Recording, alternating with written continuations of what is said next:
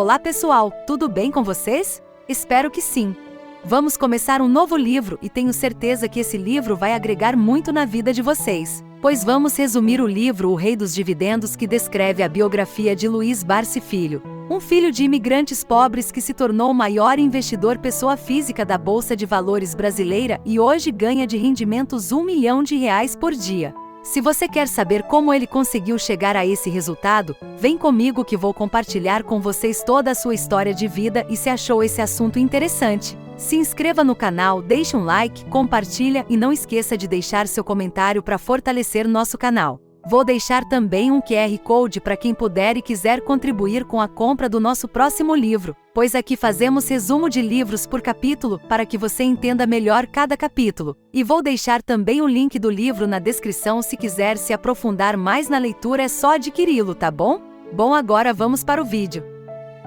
Bom, Luiz Barsi Filho começa dizendo que nunca teve a expectativa de ser um homem rico. Tudo o que ele queria, na verdade, era nunca voltar à pobreza de onde ele tinha vindo. Ele relata que tinha pouco mais de um ano quando seu pai morreu, então só o conheceu através de fotos. Seus pais estavam casados há pouco mais de um ano quando ele nasceu. Sua mãe era a Dona Maria Margarida Luiz Santos Barsi, descendente de espanhóis, e seu pai, o Senhor Luiz Barsi, era descendente de italianos. Eles moravam em um grande sobrado na Moca, de propriedade de seu nono, Francisco Barsi, pai de seu pai. E eles compartilhavam a casa com seus familiares. Barsi diz no livro que não sabe se seus pais se casaram apaixonados e nem se eram felizes, porque depois da morte de seu pai, sua mãe não teve muito tempo para se lamentar ou evocar lembranças, pois ela precisava trabalhar. Barsi relata no livro que seu pai morreu na casa dos 30 anos de idade depois de uma cirurgia de úlcera que foi bem sucedida, mas um descuido pós-cirúrgico pôs tudo a perder. Dizem que se ele tivesse recebido cuidados de enfermagem teria sobrevivido, mas seu nono não quis pagar por esses serviços e depois se arrependeu. Ele diz que após seu pai ser enterrado, seu nono pediu que sua mãe desocupasse o apartamento onde os dois tinham vivido e levasse o neto, no caso ele. Pediu que eles saíssem para que pudesse alugar o apartamento por um bom valor para outras pessoas, sem se preocupar para onde eles iriam. Barsi diz que na época era assim, menos sentimentalismo, mais realidade. As noras não eram consideradas da família e os netos mais amados eram os que eram gerados pelas filhas. Ele diz que sua mãe não falava muito sobre esse acontecimento, mas ele acha que ela guardava mágoa. Ele e sua mãe se mudaram para uma pequena casa na rua Caetano Pinto, no Brás, numa vila operária, onde na frente da vila havia uma doceria, um churreiro, como eles diziam na época. Ele relata que se fechar os olhos ainda consegue sentir o cheiro de açúcar e canela dos churros, que só conseguiu provar no final de sua adolescência, por nos primeiros anos de sua vida cada centavo era importante e doce era algo desnecessário. Sua mãe voltou a trabalhar numa fábrica de charutos, e logo percebeu que não dava para morar tão bem. Então eles se mudaram para um cortiço que também ficava no Brás, que eles chamavam carinhosamente de Quintalão. O Quintalão era uma comunidade, devia abrigar umas 30 famílias, mais de uma centena de pessoas no total, a maioria imigrantes europeus pobres. Ele diz que moravam em um quarto que era também cozinha e que compartilhavam os banheiros com todos os moradores. Naquela época os homens trabalhavam fora e as mulheres cuidavam da vida doméstica. Sua mãe era a única mulher que saía para ganhar o próprio sustento. Barsi relata que nos primeiros tempos, ele ficava no Quintalão quando ela se ausentava. As outras mulheres eram solidárias e de vez em quando cuidavam dele, mas de modo geral ele foi uma criança largada, que brincava do que era possível com as outras crianças largadas e foi onde ele cresceu. Ele diz ter sido um moleque traquinas e era comum alguém sempre ir falar algo dele para sua mãe quando ela voltava do trabalho. Barsi diz ter sido uma criança que apanhou muito de cinta, de chinelo, de baldes que voavam em sua direção, mas os dois eram muito unidos e assim viveram até o fim da vida dela, aos 92 anos. Ele diz que com o tempo passou a acompanhá-la ao trabalho, mas ele ficava em uma escolinha no meio do caminho, na rua Alfredo Pujol, nos Altos de Santana. No livro, Barsi diz que começou a trabalhar em uma bomboniere de cinema, junto com sua mãe, e no intervalo dos filmes, ele passeava pela sala de projeção vendendo saquinhos de uvas passas que embalavam por conta própria, e ele entregava todo o dinheiro à sua mãe. Algumas vezes os fiscais faziam batidas no cinema à procura de irregularidades, principalmente menores de idade admitidos em sessões de filmes impróprios. Sua mãe estava sempre atenta se a fiscalização chegava a ela ou escondia em um depósito. Mas um dia ela não foi tão rápida o suficiente e os homens o flagraram trabalhando e disseram a ela que ele não poderia estar ali. Mas sua mãe enfrentou o fiscal e disse a ele que ela era viúva e que preferia que seu filho estivesse ali com ela ao invés de estar na rua. E deu certo porque os fiscais foram embora e deixaram que ele ficasse ali com sua mãe.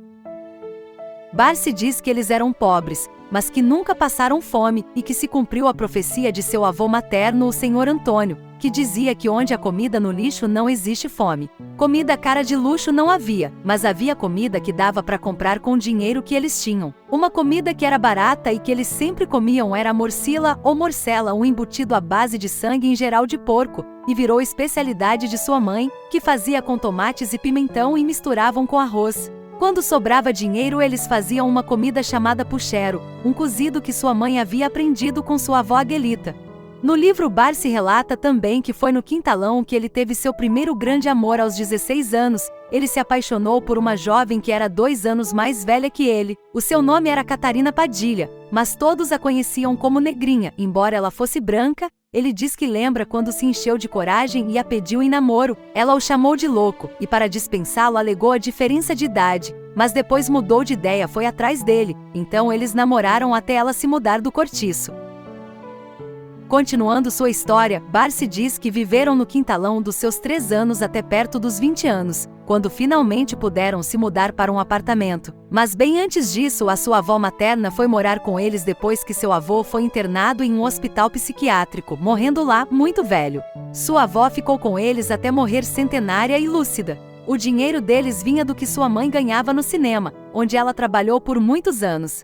Com o tempo, os bicos que ele fazia começaram a ajudar e no cinema ele deixou de fazer bicos e foi promovido a baleiro. Sempre trabalhando aos sábados e domingos quando as sessões eram mais cheias. Durante a semana fazia ponto como engraxate em um prédio baixo na Avenida Rangel Pestana, esquina com Rua Professor Batista de Andrade, no Brás. Ele diz que nesse lugar havia bailes só para pessoas negras, que chegavam sempre muito elegantes e pediam lustre no sapato. Barsi diz que até hoje, quando vai ao prédio da Bolsa, no Centro Velho de São Paulo, sempre pergunta aos engraxates quanto cobram e na última vez que ele perguntou lhe responderam que era R$20. Barsi diz que sempre agradece, mas recusa o serviço, porque com R$20 ele compra 2 latinhas de graxa e engraxa ele mesmo. Ele diz que não é economia, é valorizar o dinheiro que ele ganha.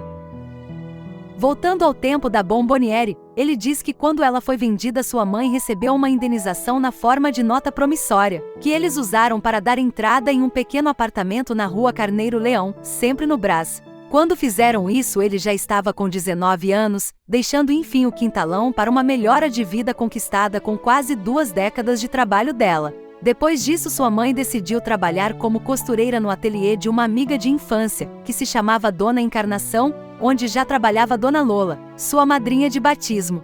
Ele diz que sua mãe o ensinou a costurar e cerzir, e até hoje, quando ele tem uma meia rasgada ou um furinho na roupa, ele diz ser capaz de enfiar a linha na agulha e fazer um reparo perfeito. Sua mãe sempre lhe dizia: posso lhe ver remendado, mas nunca rasgado. Para ela era uma questão de dignidade. O ateliê que sua mãe trabalhava ganhou renome e sua mãe melhorou sua renda, e passo a passo eles foram se afastando da pobreza.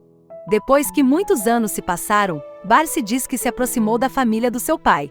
Com a morte do seu avô, o casarão da Moca onde a família toda vivia começou a se deteriorar. Sua avó não conhecia dinheiro, era analfabeta e assinava carimbando o dedão na folha de papel, e ao fazer o inventário do seu avô, suas tias Olga e Helena fizeram alguma manobra para ficar com fatias mais gordas do imóvel, enquanto seu tio Nelo e ele, como herdeiro do meu pai. Então eles foram claramente prejudicados. Mais tarde, quando as tias quiseram vender o casarão, eles exerceram seus direitos de dizer não, em uma disputa que arrastou até sua tia Helena morrer, mas sua tia Olga ficou por lá, viúva, e em meados dos anos 70, quando ele já estava fazendo algum dinheiro, comprou a casa dos demais herdeiros e disse a essa última tia que poderia ficar se quisesse. Durante muitos anos ela morou sozinha lá, cercada de dezenas de gatos, entre paredes que se degradavam lenta, mas inexoravelmente, ela só saiu, a contragosto, quando eles constataram que havia risco de a casa desmoronar. Então Barsi demoliu o imóvel e construiu no terreno um galpão que pertence a ele até hoje, e seus filhos herdarão. Para Barsi não havia nada de poético nem bonito em sua pobreza. Foi uma infância dolorida que, ao longo dos anos, tornou-se o seu grande estímulo para ganhar e multiplicar seu dinheiro. Ele tinha medo de voltar àquela penúria. Ele diz que quando alguém lhe pergunta se ele é rico, ele devolve a pergunta: o que, afinal, é riqueza para aquela pessoa? Pois para ele rico é aquele que se contenta com o que tem. Sob esse aspecto, sempre foi e ainda é pobre, pois ele nunca se contentou com o que tinha e ainda hoje não se contenta com o que tem. Para ele é isso que o impulsiona e ele diz que não vai parar por aqui. Bom, terminamos aqui mais um vídeo. E se você gostou, comente aqui embaixo, para eu saber sua opinião e se você gosta de resumos de livros. Aqui fazemos resumos por capítulos, então se inscreva no canal e ative o sininho para receber a notificação assim que eu postar o próximo capítulo. Nesse canal fazemos resumos de livros por capítulos, que possam trazer conhecimento das melhores formas de investimento em todos os aspectos de sua vida, seja na vida pessoal, familiar, profissional e financeira. E se esse vídeo agregou algum conhecimento para você, deixe seu like e compartilhe com seus amigos. E se quiser se aprofundar mais nesse livro e quiser adquirir um, vou deixar o link dele na descrição. Deus abençoe você e até o próximo vídeo.